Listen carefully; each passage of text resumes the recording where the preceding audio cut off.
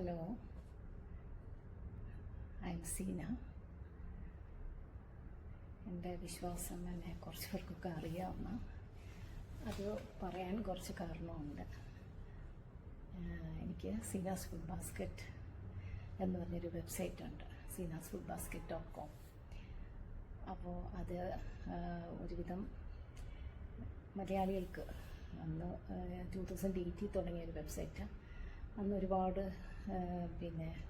ഒരുപാട് സമയം അതിനെ സ്പെൻഡ് ചെയ്ത് ഒത്തിരി ഡെഡിക്കേറ്റഡായിട്ട്,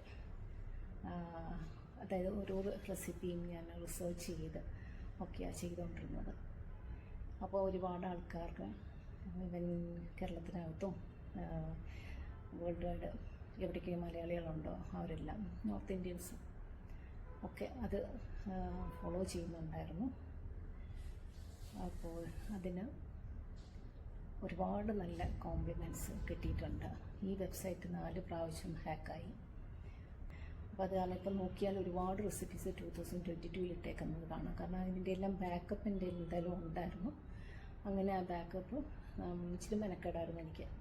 ഒരു വെക്കേഷനിരുന്ന് ഫുള്ള് എല്ലാം തിരിച്ചിടേണ്ടി വന്നു. അപ്പോൾ നല്ല ടൈം അതിന് സ്പെൻഡ് ചെയ്തു. അപ്പം ഈ വെബ്സൈറ്റിൻ്റെ ബേസിസിൽ സൂര്യ ടി വിയിൽ ഒരു ഇൻ്റർവ്യൂ ഉണ്ടായിരുന്നു 2012. ആ വർഷം തന്നെ കപ്പ ടി വിന്നും ഇൻ്റർവ്യൂവിന് വിളിച്ചു. പക്ഷേ എനിക്കത് കൂടാൻ പറ്റിയില്ല. കാരണം നമ്മൾ പോകേണ്ട തലേന്നാണ് അവർ പറഞ്ഞ ഡേറ്റിൻ്റെ പിറ്റേന്ന് ഞങ്ങൾ പോവുമായിരുന്നു. അപ്പോൾ അതിൻ്റെ തിരക്കുകളും കാരണം ഞങ്ങൾ NRIs ആയിരുന്നു. അത് കാരണം തിരിച്ച് പോകേണ്ടി വന്നതുകൊണ്ട് അത് കൂടാൻ പറ്റിയില്ല. പക്ഷെ ഒരുപാട് നല്ല നല്ല റിവ്യൂസ് എനിക്ക് കേട്ടിട്ടുണ്ട്. I am really proud about it. Still it is going well. പക്ഷേ എനിക്ക് അതിനകത്ത് ഇപ്പോൾ റെസിപ്പീസ് ഇടുന്നത്, പണ്ടൊക്കെ ഞാൻ ഒരുപാട് ഡീറ്റെയിൽഡായിട്ട് കഥകൾ, സ്റ്റോറീസ്, ഓരോ റെസിപ്പിയുടെയും സ്റ്റോറീസൊക്കെ എഴുതിയിടുമായിരുന്നു. എനിക്ക് ഓർമ്മ വരുന്ന കാര്യങ്ങളും ഒക്കെ എഴുതിയിടുമായിരുന്നു. പക്ഷെ ഇപ്പോൾ അതിന് സമയം ശരിക്കും ഇല്ല. അത് കാരണം റെസിപ്പി ഇടുന്നുണ്ട്, പക്ഷേ വിതൗട്ട് സ്റ്റോറീസ്. അപ്പോൾ അത് കാരണം സീനാസ് ഫുഡ് ബാസ്ക്കറ്റിന് വേണ്ടിയിട്ട് ആ വെബ്സൈറ്റിൽ ഇടാൻ വേണ്ടിയിട്ട് എനിക്കൊരു ലിങ്ക് വേണം. അതിന് ഞാൻ പോയി ഒരു യൂട്യൂബ് തുടങ്ങിയതാണ്. ഞാൻ പുറത്ത് ടീച്ചറാണ്. അപ്പം ദുബായിലും പിന്നെ കിൻഷാസയിലും ഒക്കെ വർക്ക് ചെയ്തിരുന്നതാണ്.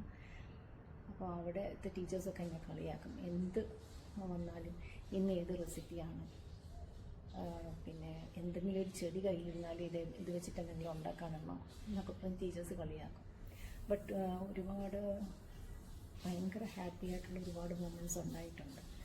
ആളുകളുടെ കമൻസൊക്കെ കേൾക്കുമ്പോൾ ആളുകൾ ഓരോന്ന് പറയുന്നത് എനിക്കിപ്പോഴും ഓർമ്മയുണ്ട്. ഞാൻ കിൻഷാസയിൽ വർക്ക് ചെയ്തുകൊണ്ടിരുന്നപ്പം ഒരു സൗത്ത് ആഫ്രിക്കൻ ബോയ്, അവനൊരു ദിവസം പെട്ടെന്ന് ഞാൻ ക്ലാസ് എടുത്തൊന്ന് സ്റ്റോപ്പ് ചെയ്തപ്പോൾ പറഞ്ഞു, "ma'am, I want to tell you something."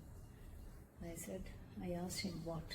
അപ്പോൾ പറഞ്ഞു, "ma'am, yesterday after seeing one of the recipes, my mom rushed to the supermarket to get some ingredients." ഞാൻ ചോദിച്ചു, "which recipe it was?" It was A cake recipe. അപ്പോൾ അതൊക്കെ കേൾക്കുമ്പോഴത്തേക്കിന് എനിക്ക് ഭയങ്കര സന്തോഷമാണ്. അപ്പോൾ ഞാൻ അതിനകത്ത് കേരളത്തിലുള്ളത് മാത്രമല്ല, കോണ്ടിനെൻ്റലും ഇൻ്റർനാഷണൽ എല്ലാം ഞാൻ ഇടാറുണ്ട്. അപ്പോൾ അതുകൊണ്ട് അത് അന്നത്തെയൊക്കെ ഒരു ലീഡിങ് വെബ്സൈറ്റ്സ് ആയിരുന്നു, one of the leading websites ആയിരുന്നു. അപ്പോൾ അതിൻ്റെ ബേസിസിലാണ് ഈ TV ചാനൽസിന് ഇൻ്റർവ്യൂ വന്നത്. അതിന് ഈ വെബ്സൈറ്റിൽ നമുക്ക് യൂട്യൂബിൻ്റെ ലിങ്ക് ഇടാനുള്ള ഓപ്ഷനുണ്ട്. അപ്പോൾ അതിന് വേണ്ടിയിട്ട് ഞാൻ പോയി യൂട്യൂബ് ചാനൽ തുടങ്ങിയാണ്. അപ്പോൾ തുടങ്ങി വന്ന് കുറച്ചൊക്കെ ഇടുന്നുണ്ടായിരുന്നു. പിന്നെ 8 years ഗ്യാപ്പ് വന്നു. അപ്പോൾ ഞാനത് കഴിഞ്ഞിട്ട് ഈയിടയ്ക്ക് യൂട്യൂബ് തിരിച്ച് തുടങ്ങണം എന്ന് ഓർക്കുമ്പോൾ എൻ്റെ മനസ്സിൽ വന്നത് പഴയ യൂട്യൂബായിട്ട് കൊണ്ടുപോകണം, അതോ പുതിയ യൂട്യൂബ് സ്റ്റാർട്ട് ചെയ്യണം. ഒരു വലിയ കൺഫ്യൂഷനായിരുന്നു. എന്തോ എനിക്ക് ആ പഴയതിൽ തന്നെ മുമ്പോട്ട് പോയി. അപ്പം അങ്ങനെ അതിനകത്ത് നോക്കിയപ്പോഴാണ് യൂട്യൂബ് ഒന്ന് റീആക്റ്റീവ് ആകാൻ വേണ്ടിയിട്ട് ഒന്ന് നോക്കിയപ്പോഴാണ് പെട്ടെന്നൊരു 600 250 അത്രയും സബ്സ്ക്രൈബേഴ്സ് ആണ് അതിനകത്ത് കിടക്കുന്നത്. അപ്പം എനിക്ക് ഭയങ്കര അതിശയം തോന്നി. കാരണം ഞാനിത് എൻ്റെ റിലേറ്റീവ്സിനോടും വല്ല എനിക്ക് തോന്നുന്നില്ല എൻ്റെ ഹസ്ബൻഡിനും ഒന്നും അറിയാമായിരുന്നോ ഇല്ലയോ എന്ന്. എൻ്റെ ആർക്കും അറിയില്ല, എൻ്റെ റിലേറ്റീവ്സോ ആരോടും ഞാൻ പറഞ്ഞിട്ടില്ല ഇങ്ങനെ ഒരു യൂട്യൂബ് ചാനൽ ഉണ്ടെന്നത്. കാരണം അന്നത്തെ എൻ്റെ എംഫസിസ് മുഴുവൻ, അന്ന് യൂട്യൂബ് അത്രയും പോപ്പുലറൊന്നും അല്ലായിരുന്നു. അപ്പം എൻ്റെ എംഫസിസ് മുഴുവനും ഇത് ചെയ്യാം, വെബ്സൈറ്റിലായിരുന്നു full focus. Day and night ഞാൻ സ്പെൻഡ് ചെയ്യും. സ്കൂളിലാണെങ്കിലും ഞാനിങ്ങനെ ഇച്ചിരി സമയം കിട്ടുമ്പോൾ ഞാൻ അടുത്ത റെസിപ്പി ഇടാനുള്ള സ്റ്റോറീസ് ഞാനിങ്ങനെ ഓർക്കും, എന്താ അതിനകത്ത് ഇടണ്ടേ എന്നൊക്കെ ഓർത്തിട്ട്. അപ്പോൾ അങ്ങനെ ഡെഡിക്കേറ്റഡ് ആയിരുന്നു. അപ്പോൾ രാവിലെ ചിലപ്പോൾ എനിക്കെപ്പോഴും ഓർമ്മയുണ്ട്, രാത്രി 3 മണി 4 മണി 5 മണി വരെയൊക്കെ എഡിറ്റിങ് പോകും. അത് കഴിഞ്ഞിട്ട് പിന്നീടാണ് പോയി ഒന്ന് ഉറങ്ങിയിട്ട് കുറച്ച് നേരം ഒന്ന് ഉറങ്ങിയിട്ട് വീണ്ടും പോകും സ്കൂളിൽ.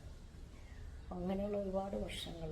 അപ്പം അതെല്ലാം കഴിഞ്ഞ് ഇപ്പം നാട്ടിൽ വന്നിട്ട് 3-4 വർഷമായി. നാട്ടിൽ വന്നിട്ട് പഴയ റെസിപ്പി, പഴയ യൂട്യൂബ് ചാനൽ കൊണ്ടുപോകണോ പുതിയത് കൊണ്ടുപോകണോ ഇങ്ങനെ ആകെ ഒരു ഡൗട്ടായിരുന്നു. അപ്പോഴാണ് ഞാൻ ഓർത്തത്, കാരണം പഴയതിൽ ഒരുപാട് ഞാൻ മണ്ടത്തരം കാണിച്ചു. ഒന്നാമത്തെ കാര്യം, അതിനകത്ത് ഒരുപാട് ഗ്യാപ്പ് വന്നു, കൺസിസ്റ്റൻസി ഓഫ് പോസ്റ്റിംഗ് റെസിപ്പീസ്. അപ്പോൾ ആ കൺസിസ്റ്റൻസി വെച്ച് അത് പെട്ടെന്ന് യൂട്യൂബിന് ഡൈജസ്റ്റ് ചെയ്യാൻ പറ്റുന്നില്ല, 8 years ഗ്യാപ്പൊക്കെ. അപ്പോൾ അതിനകത്ത് തന്നെ ഞാൻ വീണ്ടും പോയിട്ട് കുറേ സംഭവങ്ങളൊക്കെ ഇട്ട് പോസ്റ്റ് ചെയ്യുന്നുണ്ട്. ഒരു ദിവസം നോക്കിയപ്പോഴത്തേക്കിന് ബാക്ക് അടിച്ച് നോക്കിയപ്പോഴാണ് ഒരുപാട് വീഡിയോസ് മ്യൂട്ടായി കിടക്കുകയാണ്. അപ്പോൾ ഈ മ്യൂട്ടാവുന്ന സംഭവം നമുക്ക് ഇഷ്ടമല്ലല്ലോ ആർക്കും. നമ്മുടെ ചാനലിൽ ഇങ്ങനെ മ്യൂട്ടായി കിടക്കുന്ന വീഡിയോസ് ഞാൻ കൊണ്ടുപോയി എല്ലാം ഡിലീറ്റ് ചെയ്യുക. ഡിലീറ്റ് ചെയ്യുന്നത് ഡിഫറെൻറ്റ് ഡേയ്സ് ആയിരുന്നാൽ കുഴപ്പമില്ല. But at the same time within സെക്കൻഡ്സിനകത്ത് ഞാൻ കൊണ്ടുപോയി കുറേ വീഡിയോസ് ഞാൻ ഡിലീറ്റ് ചെയ്ത് കളയും. അപ്പോൾ അതൊക്കെ ശരിക്കും നമ്മുടെ ചാനലിൽ നമ്മൾ തന്നെ എന്താ പറയുക, കൊല്ലുന്നതിന് തുല്യമാണ്. അപ്പോൾ അങ്ങനെ വന്നപ്പോൾ ഞാൻ ഓർത്ത് നോക്കി, ഇനിയിപ്പം പുതിയതങ്ങ് തുടങ്ങിയേക്കാം, തുടങ്ങി ഈ തെറ്റുകൾ ഒന്നും കാണിക്കാതെ, മണ്ടത്തരങ്ങൾ കാണിക്കാതെ നേരെ ചുവേ പോവാം എന്നോർത്തിട്ട് അതിനകത്ത് 2000 സംതിങ് അങ്ങോട്ട് സബ്സ്ക്രൈബേഴ്സ് അങ്ങോട്ട് കിടപ്പുണ്ട്. അപ്പോൾ അങ്ങനെയാണ് ഞാനിപ്പം പുതിയൊരു യൂട്യൂബ് തുടങ്ങാൻ പോവുകയാണ്. അതിന് ഇടാൻ വെച്ചേക്കുന്ന പേര്, കാരണം ഇനി സീനിയർ ഫുഡ് ബാസ്ക്കറ്റ് എടുക്കാൻ പറ്റില്ല, എനിക്കത് തന്നെയാണ് ഇഷ്ടം. പക്ഷെ അതെടുക്കാൻ പറ്റത്തില്ല, കാരണം ഓൾറെഡി പേരിലുണ്ടല്ലോ. അന്നേരം ഞാൻ ഇപ്പം വിചാരിക്കുന്നത് ദ ക്രിയേറ്റീവ് ഷെഫ് എന്ന് തുടങ്ങാമെന്ന് കണ്ടാണ്. അപ്പോൾ നിങ്ങളുടെ എല്ലാവരെയും സപ്പോർട്ട് എനിക്ക് വേണം, എൻ്റെ കൂടെ ഉണ്ടായിരിക്കണം, കട്ടയ്ക്ക് കൂടെ നിൽക്കണം. കമൻസും ലൈക്കും സബ്സ്ക്രൈബ് ചെയ്യണം, പിന്നെ ഷെയർ ചെയ്യണം. Okay, thank you. നമുക്ക് കാണാം, ഒന്നിച്ച് നമുക്ക് മുമ്പോട്ട് പോകാം.